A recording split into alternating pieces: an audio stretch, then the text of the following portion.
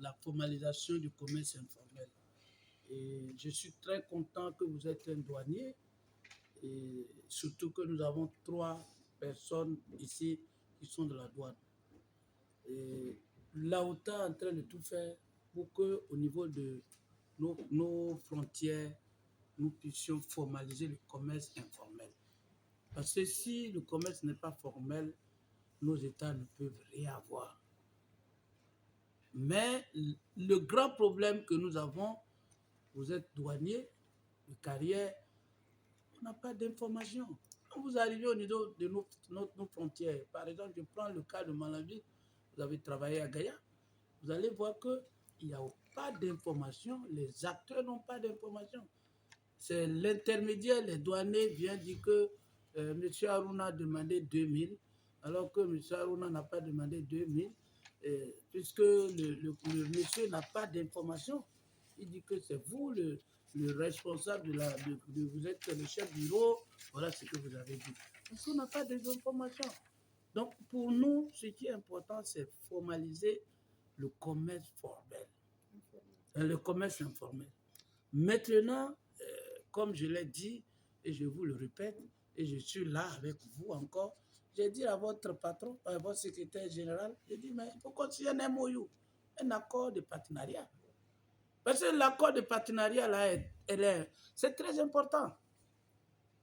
Si nous avons un accord de partenariat avec vous, comme ma fille vient de le dire, il y a le problème de capacity building, il y a beaucoup de choses. Avec l'AOTA, avec les organisations régionales, vous allez voir que vous allez bien partir. Si nous sommes bien construits là, vous allez bien partir. Comme je vous ai dit, et je vais laisser le coordinateur, voilà le problème de barrière que je vous ai envoyé ici. Et je t'ai envoyé ça plusieurs fois. Mais ici, là, je viens avec un document pour te dire, voilà les difficultés qu'on rencontre au niveau de nos frontières. Nous avons des problèmes des infrastructures, il n'y a pas de scanning. Nous avons des problèmes même des packs de transport, les packs de véhicules. Nous avons les multiples taxes que nous payons le long de corridors. Il y a des pays qui demandent 7% de statistiques, d'autres demandent 1% de statistiques. Pour une marchandise en transit, vous devez payer presque 9%. Vous payez 9% là, une marchandise qui traverse un pays. Donc aujourd'hui, nous sommes venus vraiment parce que nous sommes très fiers qu'on a trouvé un douanier qui a travaillé à la base. Parce que vous avez travaillé dans les circuits et vous connaissez le réseau. Donc je ne vais pas vous prendre du temps pour que le coordinateur puisse faire ses commentaires. What I'm saying is, I say that I'm happy today to meet our brother who is a controller of customs. He works in various border areas. So he knows the problem we are facing along the corridors. He was one of the solutions. When my good is in transit, some country will ask me to pay 1%, other country will ask me to pay 7%. Along the corridor, each country has its physical law where they will ask me to pay. The other one will say you have to pay this amount. Can we talk about African free zone? When in each border you have to pay money, we don't have infrastructures. There's no good road, no trailer park, no hospital along those corridors. So if they want African continental free zone to move, first of all, we have to formalize trade. They have to assist water. We have to sign an MOU with them because we are from the grassroots.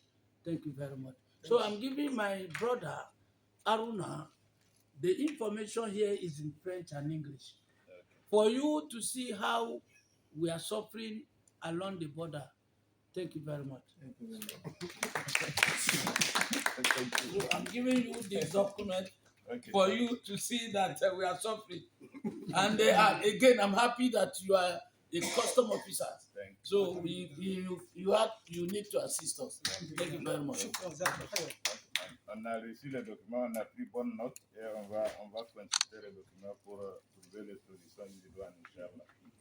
Je pense que le président du bureau exécutif a pu mentionner les remerciements de la OTA au secrétaire général, son excellence Wankele Mene, que nous avons honneur de le remercier encore une fois pour l'invitation de la OTA à sa contribution pour la conférence panafricaine, ou plutôt la conférence africaine sur la contribution des femmes et des jeunes au protocole de la libre circulation, plutôt du marché commun. So I'm first of all thanking His Excellency Wankele Mene and his Department of Custom for inviting us at the conference which take place at Dar es Salaam in Tanzania, in which WACTAF contribute to women and youth in trade. And we have to thank very much the General Secretary for inviting us. And at this conference, we take the opportunity to present the action of WACTAF, especially our activity on BCAF, fluidity. You can remark that in the presentation, somebody talked about fluidity, somebody talked about data collection. And so that we are here today to present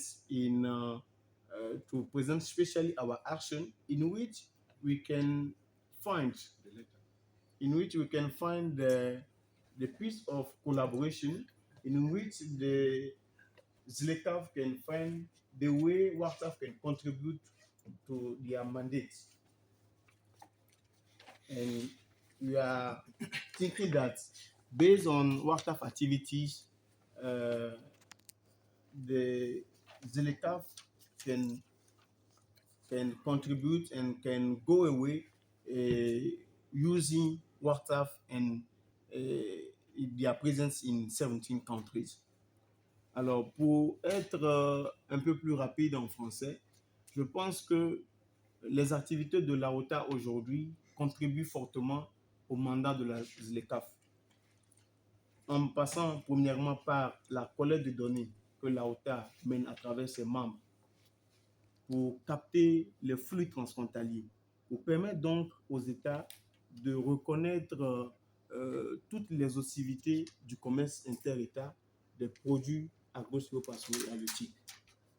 Je pense que l'information est la chose la plus capitale pour permettre donc les orientations stratégiques, non seulement du secrétaire général, mais de tous les pays au niveau continental. En deuxième position, je pense que j'avais eu l'occasion de le dire au secrétaire général en Tanzanie, qu'il faille que pour que les protocoles puissent être respectés, que le secteur privé lui-même prenne des dispositions. Et la OTA a commencé par prendre ces dispositions avec l'appui technique du CIS, de la CEDEAO, en mettant en place au niveau des frontières des bureaux d'information commerciale et d'assistance aux frontières, que nous appelons communément BICAF. Ces BICAF-là regorgent des agents qui appuient les petits commerçants en se basant sur les tests communautaires et sur les tests régionaux. Je pense que lorsque nous parlons des protocoles de la ZLECAF, comment les faire respecter?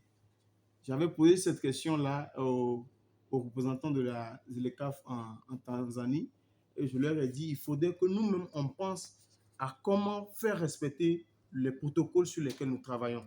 Parce que si nous devons attendre des États, nous sommes tous conscients des divers protocoles qu'il y a, non seulement en Afrique de l'Ouest, mais aussi en Afrique de l'Est, ainsi de suite, en Afrique du Sud. Comment nous y prenons en tant que secrétariat de la ZLECAF, en tant qu'institution ZLECAF pour faire respecter les protocoles que les États viennent ratifier eux-mêmes. Donc je pense que nous avons pris soin, en tant qu'AOTA en tout cas, de lui dire que nous avons quelque chose qui est déjà fonctionnel, comment nous pouvons capitaliser là-dessus. Je pense que c'est en ce sens que le président tout à l'heure disait qu'il devait être ami avec sa fille sur les termes de renforcement de capacité. Parce que les agents que nous allons mettre au niveau des BICA pour faire respecter les protocoles, il faudrait qu'on puisse renforcer leur capacité. Nous avons déjà des BICAF, nous avons déjà des agents.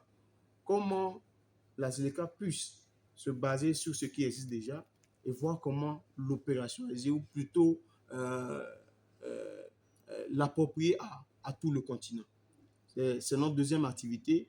Et la troisième activité, lorsque nous parlons du marché commun au niveau continental, il faudrait qu'on arrive à faire des mises en relation commerciales. Ce que encore la OTA fait déjà à travers donc ces mises en relation commerciales, en sachant que ici nous avons tel produit qu'il y a en quantité, mais dans un autre pays, la OTA étant donc l'organisation qui regroupe les acteurs eux-mêmes directement mentionnent leurs besoins. Et la OTA fait cette mise en relation commerciale et à partir de cette mise en relation commerciale, les difficultés qu'il y a de mieux encore, la OTA également travaille sur ces difficultés de convoyage. C'est pour ça que vous aurez entendu la quatrième activité qui est l'activité de fluidité routière agro-bétail. On parle de marché commun, on parle de la libre circulation.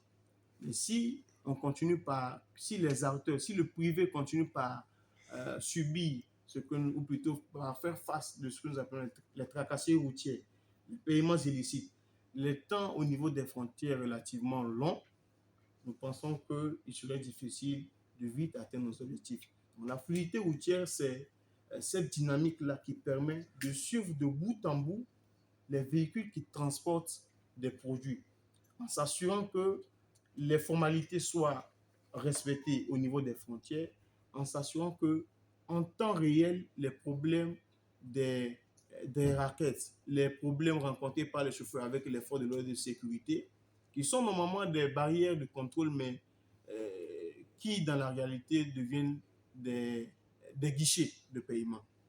Donc, la OTA travaille sur ces questions-là, pour réduire les coûts en matière de, ou même supprimer, l'objectif à long terme, c'est de supprimer les paiements illicites.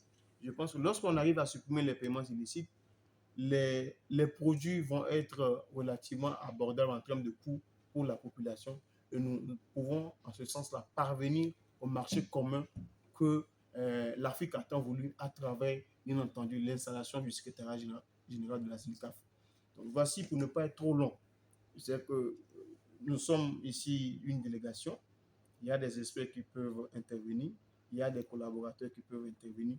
Donc voici un peu les 4 activités phares sur lesquelles nous pensons bien que l'AOTA puisse être grandement utile à la ZLECAf, capitaliser sur ce qui se fait déjà et pourquoi pas aller partager donc cette expérience avec le reste des sous-régions du continent.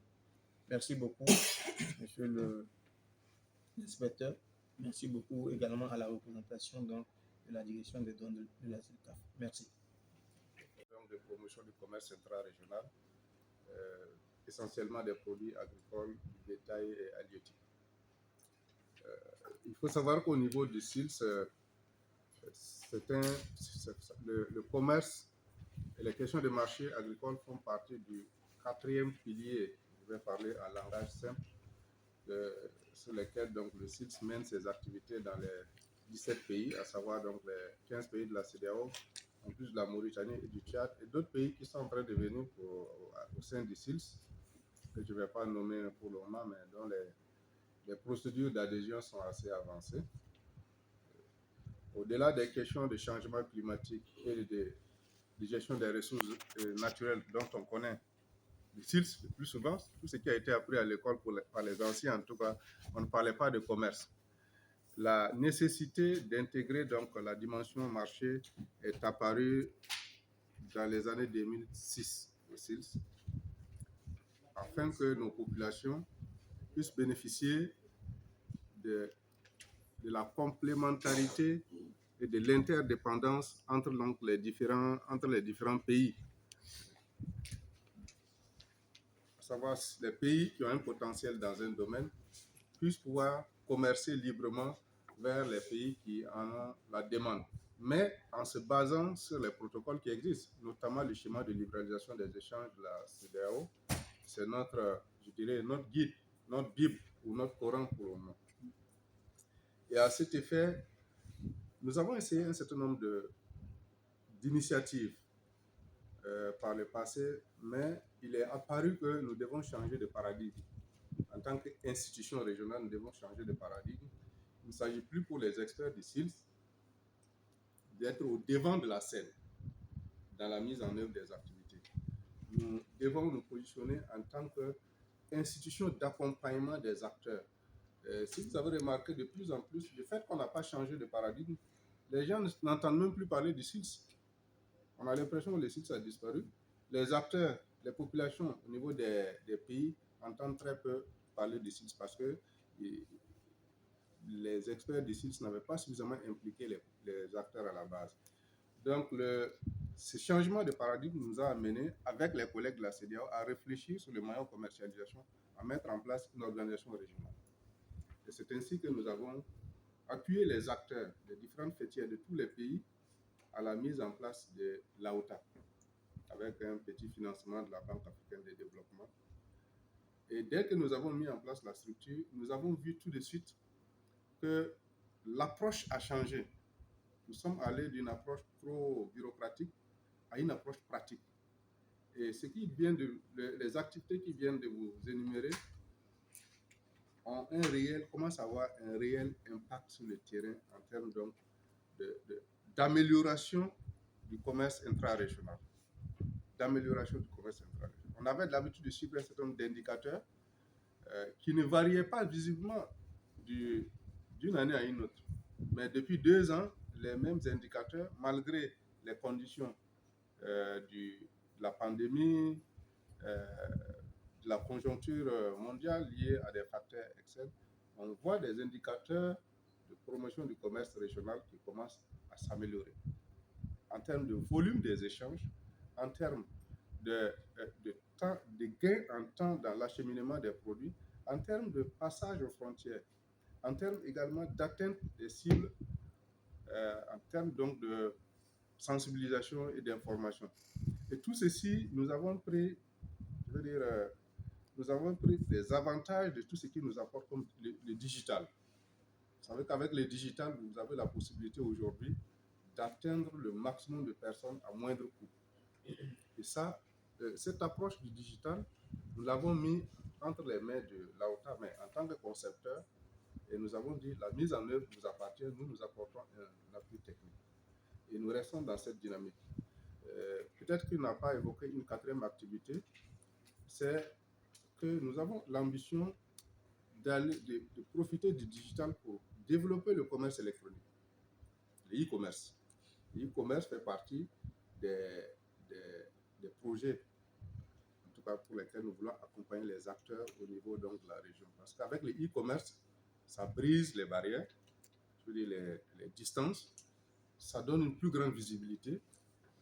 Quelqu'un qui est à n'importe quelle partie du Nigeria peut accéder à une information sur un besoin en termes d'approvisionnement, en termes d'offres.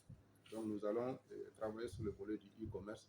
Et la finalité de ce volet du e-commerce, c'est la mise en œuvre de la bourse régionale des produits agricoles. Pour mémoire, je travaille ici avec la Ghana Commodity Exchange dans ce bâtiment. Et nous allons profiter de toutes ces expériences-là pour asseoir la bourse, qui est déjà, je veux dire, administrativement créée par l'AOTA, avec le siège à Banjul et le département opérationnel qui va être à Lomé, aux côtés donc des banques régionales, BOAD, BIDC, EcoBank. Donc il y a un travail à faire, un travail d'accompagnement soutenu qui doit être fait. Nous pensons que ce que le président Salami a dit en termes donc de mémorandum d'entente, on va pouvoir inscrire tout ça. Nous restons toujours dans notre position d'accompagnement et de soutien institutionnel. Il y a également le fait que nous pensons qu'au-delà du commerce électronique sur le digital, il serait bien que nous puissions organiser des foires régionales. C'est le moment où les uns et les autres se rencontrent physiquement. C'est une transition entre donc, les pratiques ancestrales de nos acteurs vers la modernisation. Donc les foires régionales sont une activité qui veut contribuer énormément à booster le commerce régional et le commerce intra-africain. Nous partons du régional au continental. Donc voilà donc globalement les pistes d'activités vers lesquelles donc, nous apportons notre accompagnement à la OTAN. Et nous sommes également, pour finir, comme je l'ai dit, on a changé de paradigme. Nous avons le paradigme, c'est institution régionale, acteurs de terrain, institution de recherche. Parce que nous pensons que la recherche, telle qu'elle se mène par nos chercheurs depuis longtemps, donne des résultats mitigés. On essaie maintenant de mettre ensemble ces trois acteurs, c'est-à-dire que les acteurs de terrain qui alimentent la recherche en information et en données, mais des chercheurs qui mènent des recherches conduisant à régler des problèmes de développement. Toute recherche qui ne règle pas de problème de développement ne va pas être profitable. Donc, et à ce niveau, nous avons IFPRI à notre côté comme institution de recherche. Nous évoluons toujours en trio. SILS, IFPRI, AOTA. Donc, en fonction des activités, il y a une structure, une des trois structures qui prend le leadership. Donc, et c'est comme ça qu'on évolue. Pour rappel, IFPRI est une institution de recherche américaine. Nous allons domestiquer en intégrant une autre structure de recherche qui est positionnée au niveau continental, mais comme les démarches ne sont pas encore abouties, on ne va pas en parler. Là, c'est ce que je pouvais apporter comme contribution avec le vœu que tout ceci aboutisse à un mémorandum d'entente. Merci beaucoup. Merci. Je commence par le premier intervenant, l'intervention du secrétaire exécutif qui a noté 4 points. Donc, le premier point, il s'agit d'un remerciement au secrétaire général par rapport à l'organisation de la conférence sur les femmes et les jeunes dans le commerce qui s'est tenue en Tanzanie en septembre passé. Donc, le deuxième point, il parle que pour que le protocole de la ZLECAf soit respecté, il faut intégrer le secteur privé. Ok, on a bien noté ça aussi. Le troisième, là où il parle pour que les marchés, pour qu'on puisse parler de marchés communs, il faut une mise en relation commerciale. Là, je voudrais qu'il explique clairement ce qu'il entend par mise en relation commerciale. Après mon résumé. Le quatrième point parle des tracasseries routières, fluidité routière sur les corridors, n'est-ce pas? Donc, et mon ami Abdou Salami qui parle de formalisation du commerce informel, accord de partenariat, MOU en anglais. Okay. L'intervention du représentant des SILS qui parle d'une approche digitale, e-commerce, d'organisation des foires régionales. Donc, je vais commencer par l'intervention du représentant des SILS. L'approche digitale au niveau de la ZLECAf, nous avons ça aussi, parce qu'on a pris une approche de corridors dans le cadre de la facilitation des échanges.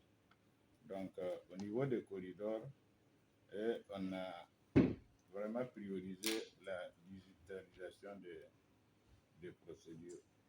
Le e-commerce également est dans notre programme. Ça fait partie, le e-commerce fait partie de la deuxième phase de la ZLECAf. Vous savez, la ZLECAf a une première phase qui concerne le commerce des marchandises, le commerce des services et le règlement des différends. La deuxième phase également qui concerne l'investissement, la concurrence et la propriété intellectuelle. Au niveau de la deuxième phase, il y a également le commerce électronique et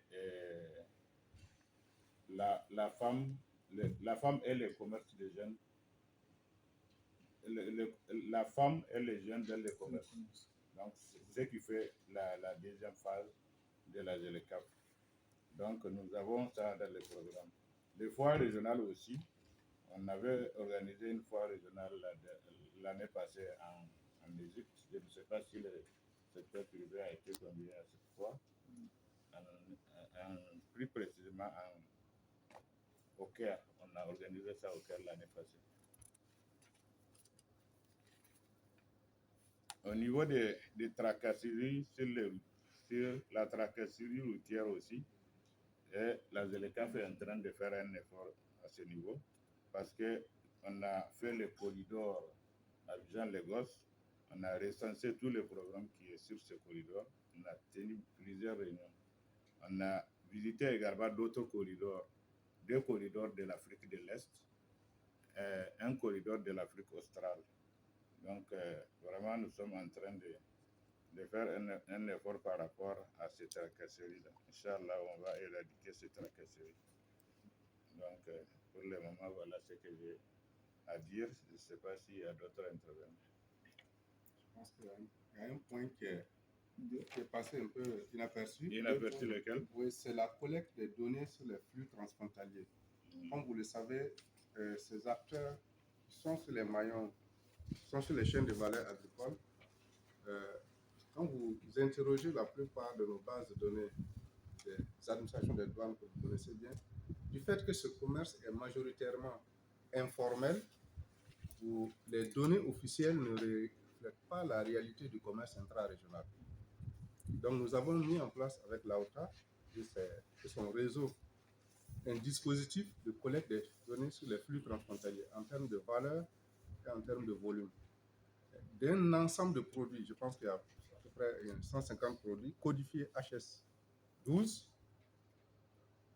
en utilisant une application Android qui est en région encore les digital, où ils enregistrent au jour le jour à des points stratégiques ou aux frontières les flux des produits agro-silvopastoraux qui sont échangés entre les différents pays.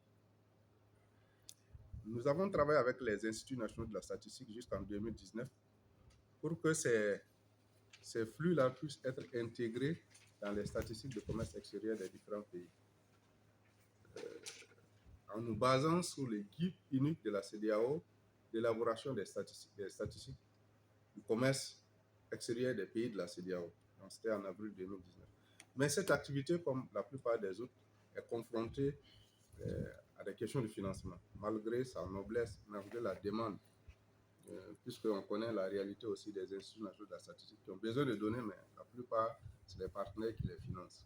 Donc ça, c'est une des activités, je crois, qui a été mentionnée par le secrétaire permanent de l'AOTA, mais peut-être que vous n'avez pas pu capter ça. Oui, je n'ai pas pu capter ça. Voilà, vous n'avez pas pu capter. Est-ce que vous avez la liste des produits concernés? Oui, je peux vous donner la liste des produits, avec les codes HS. Très bien.